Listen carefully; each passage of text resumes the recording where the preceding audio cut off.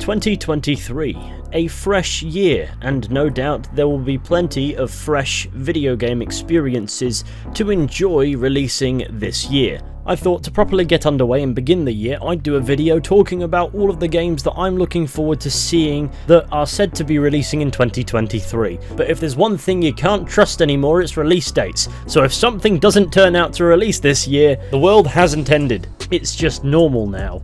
I've also noticed there aren't an awful lot of games that I'm looking forward to coming out this year, but I thought, hey, that just makes making this video easier, and if there are any others that I do miss and you think I might find them interesting, then you can tell me down in the comments, and I will probably read it. The simple criteria for this video is the game in question needs to either have a release date in 2023 or be slated for release in 2023 at the moment. Whether or not that changes down the line is not something we can predict anymore with any form of accuracy, so we're just going to have to make do with that. So without further ado, let's get cracking, but if you fancy yourself a keyboard warrior, please prepare your keyboards in case I don't mention a game you're looking forward to and that displeases your council of brain cells. But to everybody else, please enjoy. The first one isn't technically a game, but rather an expansion to a game that released last year, that being Horizon Forbidden West. This year we're receiving Horizon Forbidden West's expansion, Burning Shores. Burning Shores will be releasing on the 19th of April 2023, as unveiled at the Game Awards last month. This expansion will take Aloy to the ruins of Los Angeles, where its once rife gun crime has been replaced with rampant robot dinosaurs. I look forward to this one because I loved Horizon Zero Dawn and the Frozen Wilds expansion for that, and I also loved Horizon Forbidden West, so I have no reason to believe this DLC will do anything but deliver. And if it does let me down, then I'm going to chug a 4-litre bottle of Heinz tomato ketchup that Amazon is so desperate to sell me. This expansion is going to be interesting because it's only going to be releasing for the PlayStation 5 and not the PlayStation 4. So it's interesting to see how Burning Shores will push the boundaries of what's possible in video games, as at the moment it's still rare to find any experience that's exclusive to the next generation. But beyond that, it'll be interesting to see how Burning Shores sets itself apart from Forbidden West. Next on the list we have Starfield, which was initially planned to release on the 11th of November 2022, however it was delayed until 2023, because of course it was, and at the moment doesn't have a release date, only that it's supposedly going to be releasing in the first half of this year. Starfield is a game developed by Bethesda Game Studios, the same company behind Skyrim, the Elder Scrolls games of old, and also Fallout 3 and Fallout 4. And also Fallout 76, though I haven't paid attention to that in years. And will of course be in the classic Bethesda Game Studios RPG format, and no matter how scuffed that gets, those games are always at least somewhat fun. I don't not have concerns for this game, however, considering its pedigree as a Bethesda Game Studios title, I have hopes that it will be decent and set itself apart from the vast majority of sci-fi games, which is where this genre typically fumbles, where it doesn't become unique enough, and whilst I do not know if this game will manage to break through that ceiling, I know that at the very least I really hope that it manages to.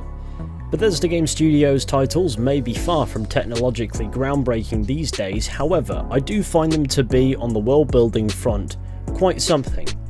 However, with a fresh new universe for us to dive into, that will really be tested, so it's definitely something for me to keep an eye on.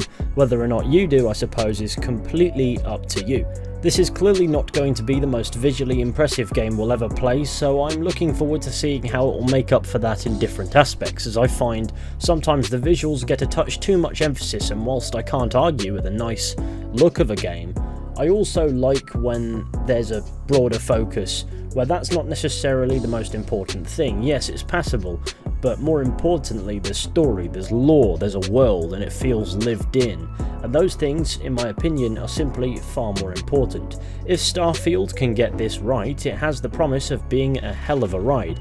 If it gets it wrong, it'll just be another bog standard sci-fi experience.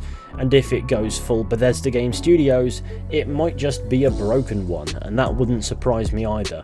But for the most part, I'm going to leave it there. Whilst cautious, I do look forward to seeing what Starfield has to offer, and hopefully it doesn't get delayed again.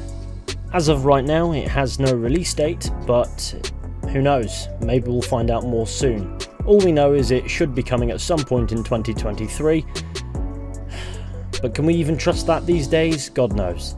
Knowing Bethesda Game Studios' track record, this game is either going to fumble on complacency or technical problems, or become an instant classic, so I suppose we'll have to wait and see to find out which it is. Next up, releasing on the 17th of March 2023, we have Star Wars Jedi Survivor, the sequel to Star Wars Jedi Fallen Order, in which we will be rejoining Cal Kestis as he's further along his journey. I did certainly enjoy Jedi Fallen Order, hence I'm looking forward to continuing this journey with Cal Kestis. However, as the Star Wars universe continually expands at rapid speeds, we're beginning to learn just how ineffective Order 66 really is, with all these Jedi just getting about like they're a dime a dozen. And then come the events of the original trilogy, they're all conveniently nowhere to be seen. But it's nice that even though this franchise continually undermines its core material, there was at least a decent story-driven game in Jedi Fallen Order, and hopefully that will continue with Jedi Survivor. And besides that, there's not really an awful lot for me to say. If nothing else, hopefully we'll be able to switch our brains off and slice up some stormtroopers with a lightsaber. But above all else, hopefully it'll provide an interesting continuation of the story of a character who was surprisingly compelling. It wasn't something that I necessarily expected, but Jedi Fallen Order definitely delivered. I'm not even talking about Cal Kestis, I'm talking about his droid. Big up BD1.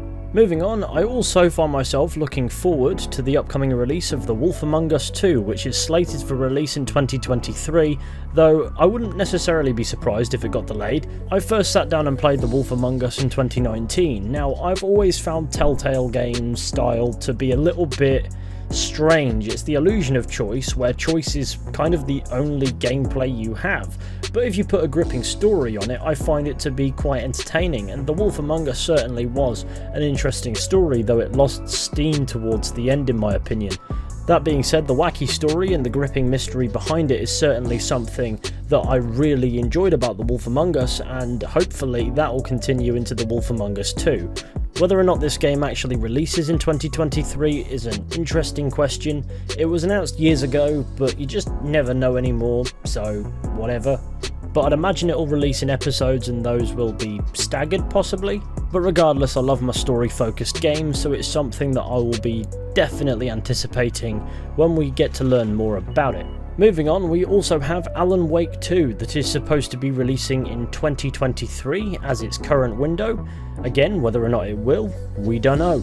Another story-focused game of sorts. I remember playing Alan Wake a very long time ago, and I developed kind of a love for Remedy Entertainment's mindfuck games. I think they're unique in ways that no other games are. For example, I really enjoyed Control. I would say Quantum Break is a bit of a black sheep. I found that one to be a bit too weird for me, but I like how these games deliver environmental storytelling in lore that you can easily miss if you blast through a room too quickly. I like how it's intentionally senseless to the point where you're trying to figure out what's going on as a huge part of the plots of these games.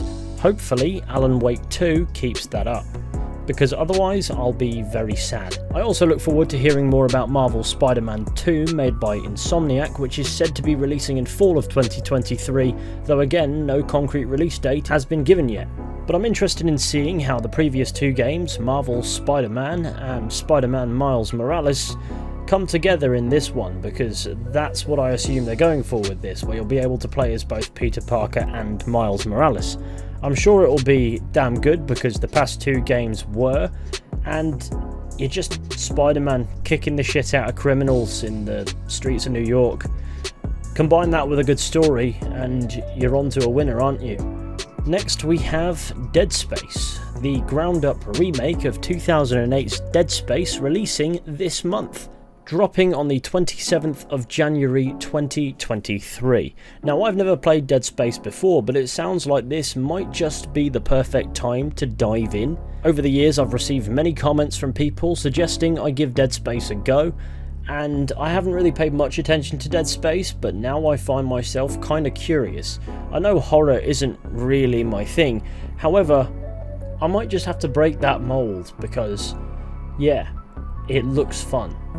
Finally, set for release on the 28th of April 2023, we have Dead Island 2, the sequel to Dead Island from all those years back. Now, I'm led to believe that this game has had quite a long development cycle of near enough a decade, and it's highly anticipated. I remember playing Dead Island, having a good enough time.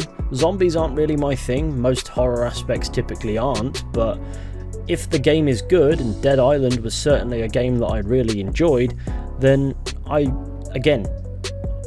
be happy to give it a go, and I do look forward to seeing what Dead Island 2's hype is about. It's good to have a selection of story games and all that, but it's also great to have some mindless games that just prove to be good fun as well, and for me this is probably what this game will prove to be. I'm not expecting much beyond mindless fun, but hey, if it provides that, then I'm a happy man. And that brings us nicely to the end of today's video.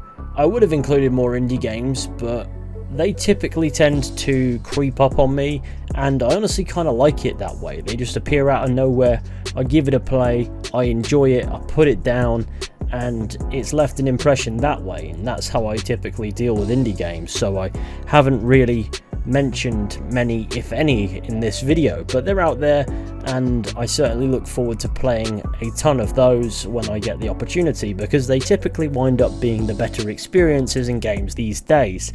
It's not necessarily a bad thing, it's just how it is. Thank you all for watching this almost pointless video. I really hope that you've enjoyed. Be sure to go ahead and leave a like, subscribe, share the channel with your friends and all that wonderful stuff, that would be awesome. And be sure to let me know what games you're looking forward to in 2023 down in the comments section. After all, that's what it's there for, though typically it gets used for nonsensical discourse, which is perfectly fine too. Whichever you fancy indulging in, talking about the games you're anticipating or nonsensical discourse, be my guest. After all, the comment section it's the Wild West really, isn't it? And also, if you like history, be sure to go ahead and check out my history channel Decades via a link in the description. And if the content pleases you, then be sure to hit subscribe and like whichever video pleased you. And if it doesn't, then please don't worry about it. Or if history is not your thing, also, don't worry about it. There will be plenty of content coming here if that's what you're after. Anyway, thank you all for watching, and I'll see you all very soon with another video at some point. But until next time, please take care, and goodbye.